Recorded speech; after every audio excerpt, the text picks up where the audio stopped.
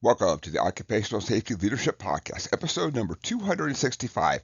And in today's episode, I'm going to tell folks about a little walk down memory lane I had. And I started to think to myself, and of course, I wish I'd thought about this years ago, be the safety leader that you want to follow. So I'm not sure about the studio audience, but I've had a lot of really great bosses. I mean, they've really been good. I can think of one that was not good, but I also wouldn't say that he was bad either. You know, so I've been really blessed to have a lot of fantastic bosses. I've really learned a lot from them. And one of the biggest things that I learned from them, of course, is as you're watching them, even somebody that can really ex, can give you a lot of wisdom and guidance and all that. They're not perfect either. So I don't certainly want us to think that we have people out there that we should put up on a pedestal as being perfect, because I've also learned from watching what I would call these brilliant leaders. They also do things, of course, too, that I learned from, like, ooh, I have to make sure I don't do that. So, and I'm purposely not naming any names of previous bosses. I don't have their permission and everything, but I learned a lot of great things. Things like things that you can't learn except by experience. One of them is you show up every day. I know at times as safety folks, we wake up and we're like, oh man, it's going to be one of them days, just because there's a lot of projects, things happening, high pressure meetings and stuff. One of the things that my early bosses always stressed is literally you have to consistently be there every single day. Obviously you earn time off, you take that time off. Obviously, if you're sick, you take that time off then. But you show up every day. And a few of them would even say there's going to be days where you don't feel like giving 100%. You're just tired, you're just frustrated, and it always say it doesn't matter. You give 100% every single day when you show up there.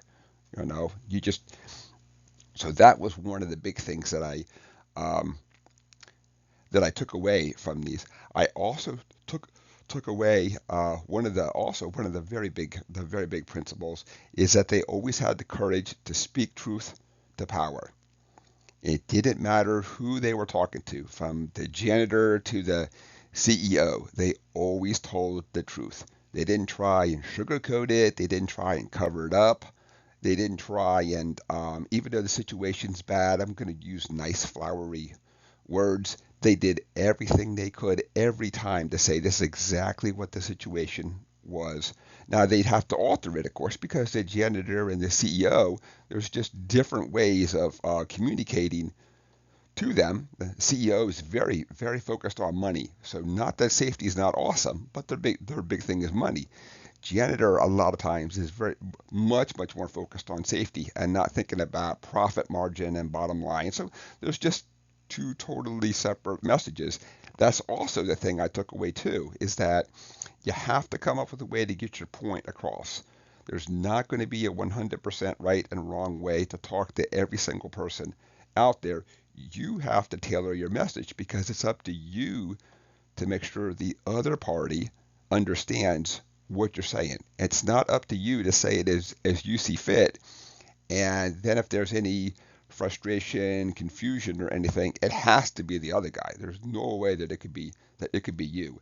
So I really learned things that if you were to sit down and talk to me in a classroom, I'd say, okay, I got it, but that's not the same as experience it and going through these types of experiences out there.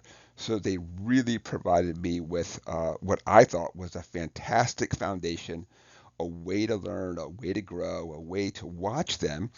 Because as I was coming on board, I was nothing more than just a young bald-faced boy who wanted to help people. And of course, there's a lot of ways to help people out there.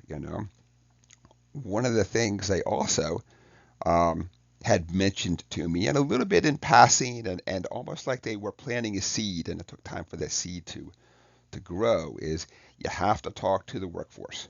You know, you can't sit in your office. You can't write policies and procedures, and almost like you're sitting on the enterprise in the clerk chair and issue out orders.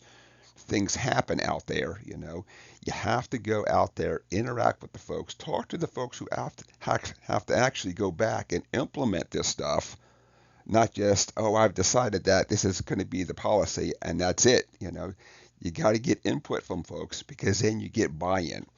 There's also um, you can also be short-sighted and not really know what's going on out there if you're just sitting in your office, not really interacting with people. I mean, you show it up every day. You see people in the hallway and you say hi. That's not quite the same as walking that chemical plant, walking that factory floor, talking to the people, literally walking and just saying, I want to watch what you're doing here. It could be uncomfortable for both parties, but you just want to kind of understand the operations happening out there.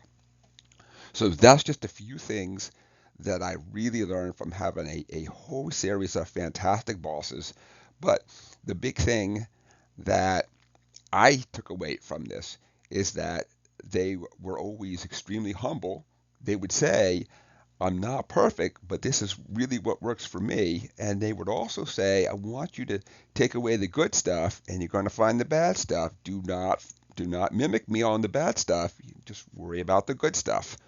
Um, so I was sitting down this weekend, kind of on a big rock on a mountain, kind of overlooking this valley, and I just was just really just, gosh, have I had just such a fantastic set of bosses that really helped me out. So all of us have probably had that person out there, and maybe it might not have been a direct boss, but somebody that you would say, wow, that's really a person that if I had to follow, that's going to be the kind of person I want to follow. That's the kind of person that inspires confidence, doing the right thing, keeping your word, things like that that we've all heard as we were growing up, but you have to go out and implement them in the real world.